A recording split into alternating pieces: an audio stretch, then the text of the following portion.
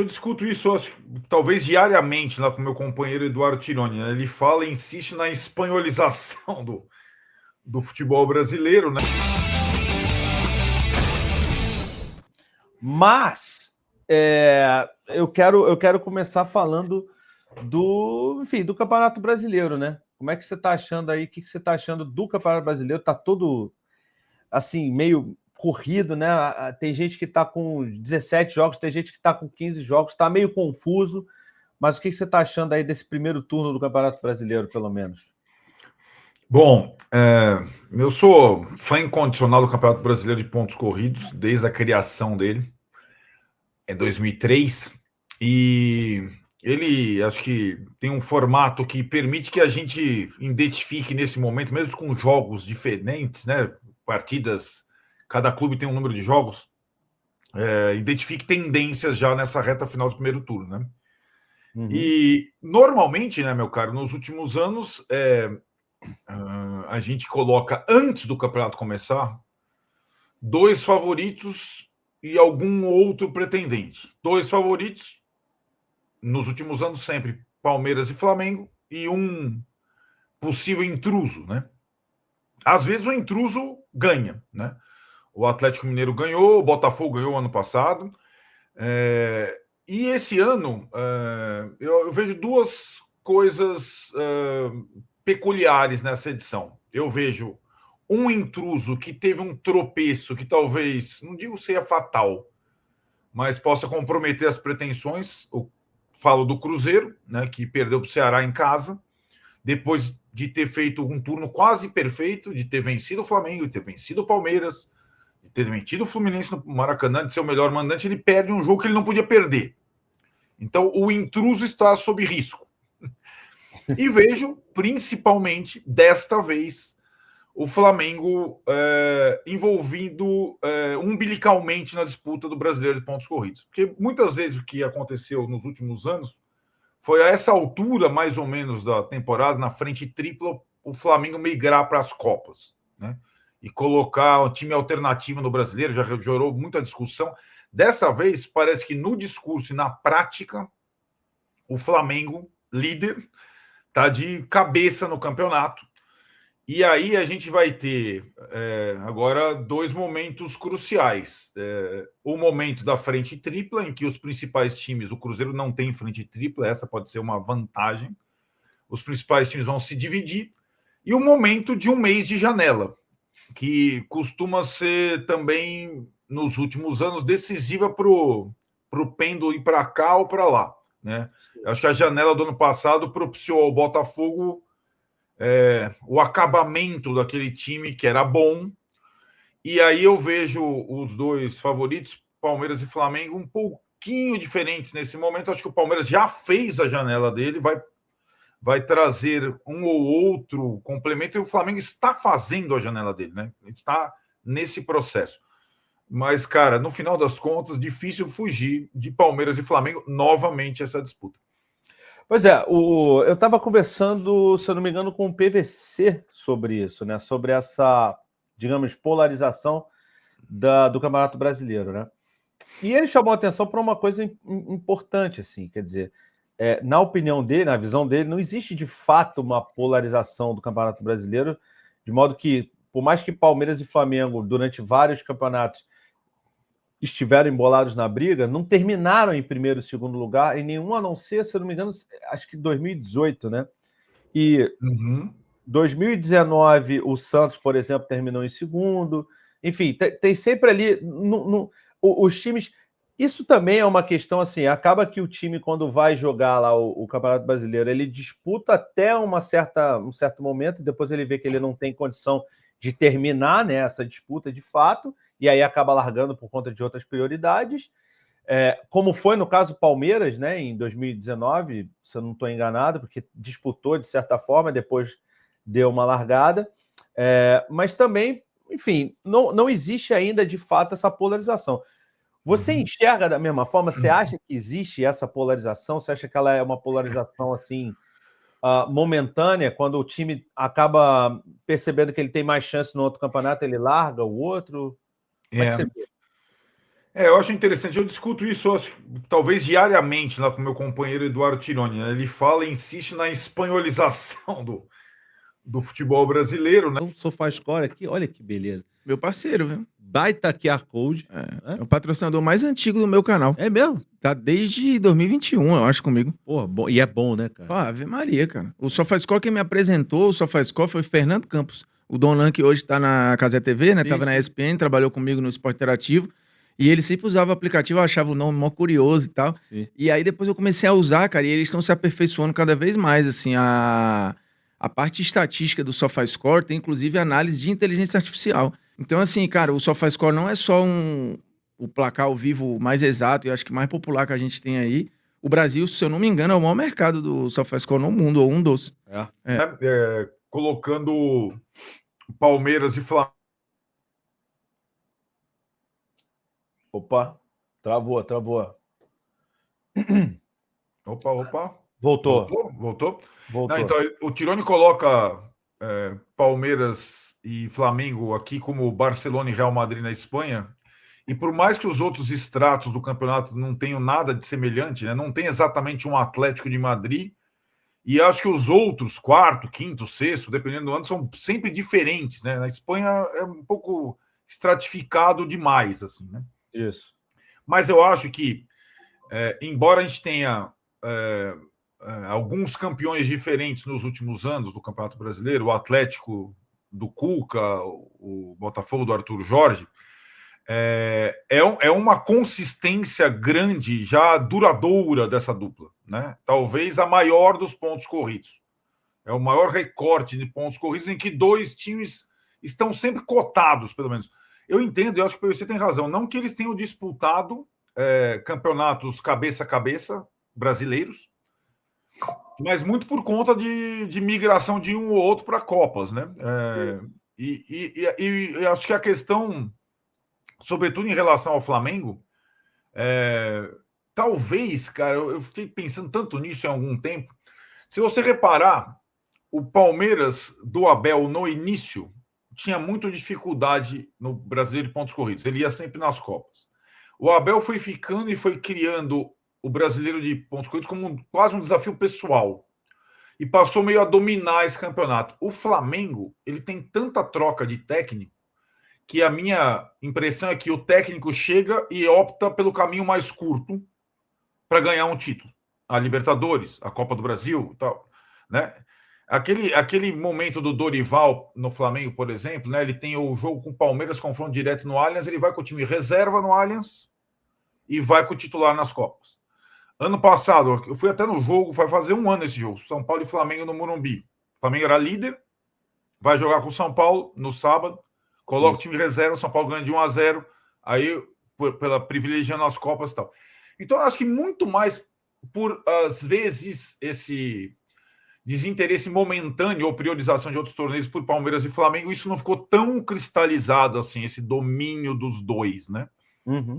Esse ano me parece quase inevitável essa disputa entre os dois. Mas eu acho que é uma situação que reflete a estabilidade dos dois, as sobras financeiras dos dois, a capacidade de investimento dos dois. E tem até uma curiosidade nessa temporada que foi, quase que involuntária. Criaram um Mundial de Clubes, de uma hora para outra. Sim. Juntaram os 4 últimos campeões da Libertadores. Os últimos campeões da Libertadores aqui não foram Palmeiras e Flamengo, foram Botafogo e Fluminense. Mas como o recorte compreendeu 4 anos atrás, ele contemplou também Palmeiras e Flamengo. E o Mundial acabou sendo muito rentável. Então, é uma roda que começa a girar muito naturalmente, né? Verdade. E aí vendas muito bem feitas, que proporcionam... E aí eu acho que a distância financeira para os demais ela vai ficando muito consistente.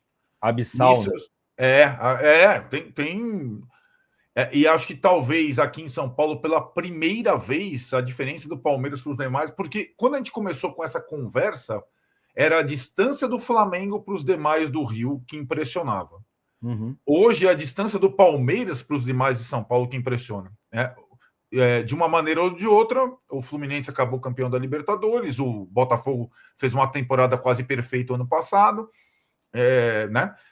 Agora aqui, São Paulo, Corinthians penam, literalmente, cada um do seu jeito, e o Santos vem da segunda divisão lá, e mesmo com o Neymar tá uma confusão completa. Então, aqui o Palmeiras se estabeleceu de uma forma, assim, com muita autoridade nesses últimos anos.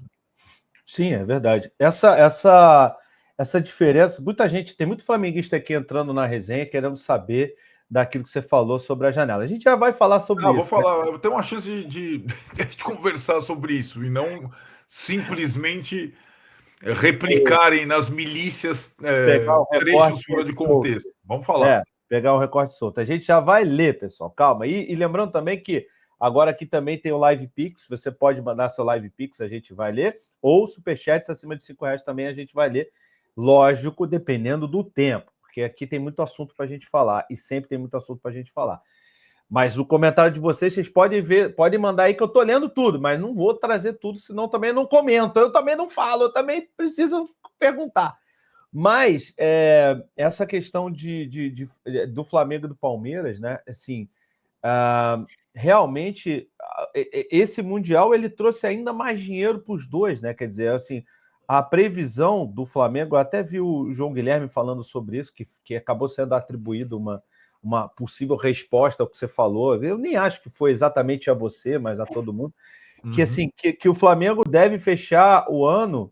A previsão é de, mesmo com as contratações e tudo mais, em 1,7 bilhão de reais. O Palmeiras também com uma grana muito alta, o Botafogo também muito bem. E a gente vê, por exemplo, outros times gastando o que não tem, né? Para poder alcançar, como, por exemplo, o Corinthians. Né? O que o Corinthians, as contratações que o Corinthians fez ano passado, o próprio Memphis Depay, essa confusão toda de presidente do Corinthians que entra e sai, cara, enfim. Como é que resolve esse problema, digamos, dessa distância dos outros, dos três para os outros? Se não vinham mecenas, e mesmo o mecenato, né, digamos assim, não tá. A gente vê aí o Atlético Mineiro com problemas, né, em relação a isso, que é um time que tem uma administração ali meio de grana própria, né? O próprio Cruzeiro também tem isso. Como é que resolve isso? Bom, eu acho que esse é o grande dilema, né? Porque fosse uma solução, assim, 100% de acerto, a transformação de um clube em SAF, você vender o clube, né? Talvez essa fosse, se não a resolução, uma forma de diminuir a diferença.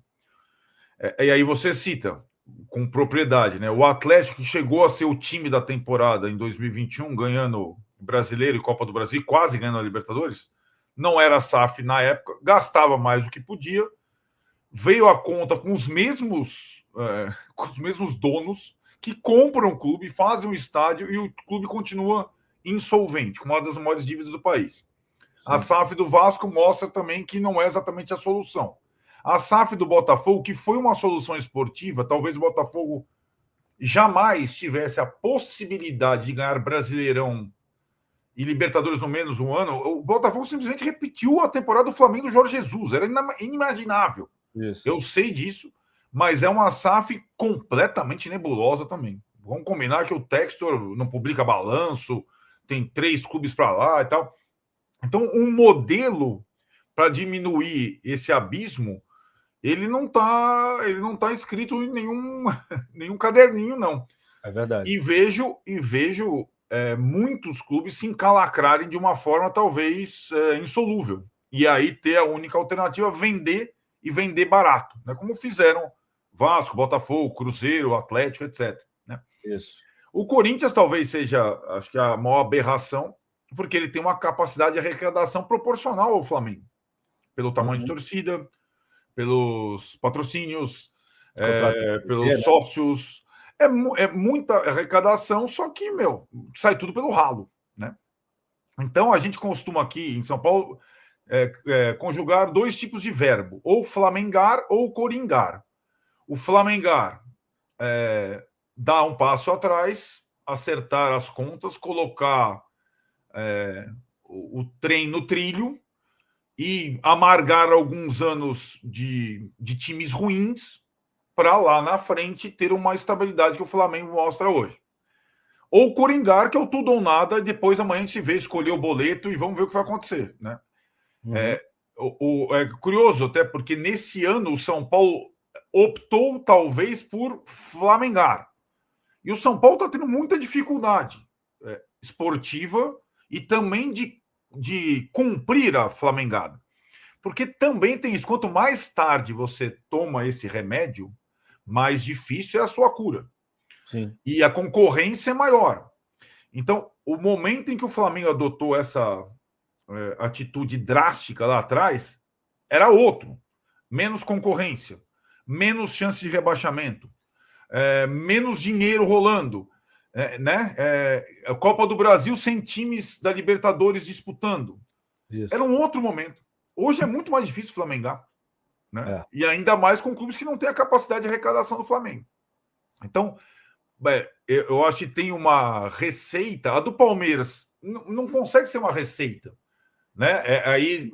Aí sim, um abnegado, herdeiro milionário, que assume o clube e resolve botar todo o dinheiro para cobrir a dívida sem cobrar juros momentâneos, só cobrando lá na frente a preço. E aí um patrocínio fora do padrão que vem junto, um acordo do Allianz Parque completamente. Não é replicável esse modelo do Palmeiras. Né? Então, a gente tem eu acho que a situação de quem hoje é adversário de Flamengo e Palmeiras, ela acaba ficando mais por conta de algum torneio eventual, uma Copa, porque aí acho que são 2 jogos, são confrontos, né? Às vezes acontece. O São Paulo foi campeão da Copa do Brasil um ano, passando por Palmeiras e Flamengo, né? É uma coisa eventual, aconteceu. Com as semanas que o Flamengo vivia, as turras com o Sampaoli, com o Abel meio fora de foco, aconteceu, mas não se repetiu, né? Não é uma coisa, do ano que vem vai ser. Não chegou ao patamar. Então, eu acho que é uma coisa que os clubes, cada um do seu jeito, vão penar para chegar. Alguns, eles podem chegar a se estabelecer num patamar que me parece talvez o patamar do Bahia. Entra no grupo City, tem um bom a cada ano tem time melhor, elenco melhor, mais jogadores, então ele vai se estabelecendo numa zona de disputar Libertadores, de poder disputar os mata-matas, etc. Mas não a ponto de ameaçar os dois. Por enquanto, pelo menos, eu não vejo nada sólido capaz de ameaçar os dois. Porque a SAF do Bahia é uma SAF que tem potencial para dinheiro infinito, né? Aquela questão do dinheiro infinito que a gente sempre fala, né, no futebol. Exato.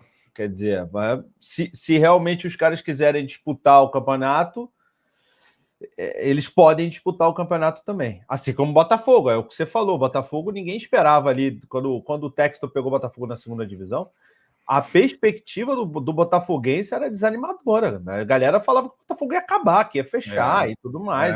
Sim. E aí vem o Textor e salva tudo e coloca o Botafogo nesse lugar de disputar as competições e ganhar, não só disputar, ganhar, como ganhou, você bem falou aí, o Campeonato Brasileiro e a Libertadores, com campanhas incríveis também. Não como o Flamengo, mas em termos de título, sim, como o Flamengo. Você tem razão. Ganhe muito dinheiro no YouTube seguindo esse conselho. Veja só, olha, a gente fez o curso do Peter Jordan, YouTube Sem Aparecer.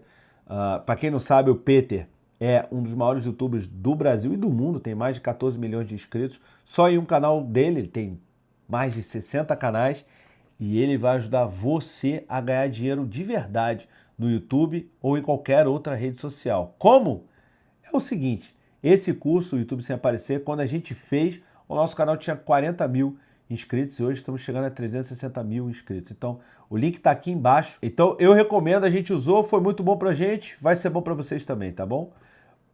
Mas não existe fórmula mágica, tá? Tem que trabalhar bastante. Ele só ensina vocês a como trabalhar direito e não cometer os erros de todos os youtubers iniciantes. Youtubers ou qualquer influenciador. Então, se você quer ganhar dinheiro com a internet, YouTube Sem Aparecer, eu recomendo.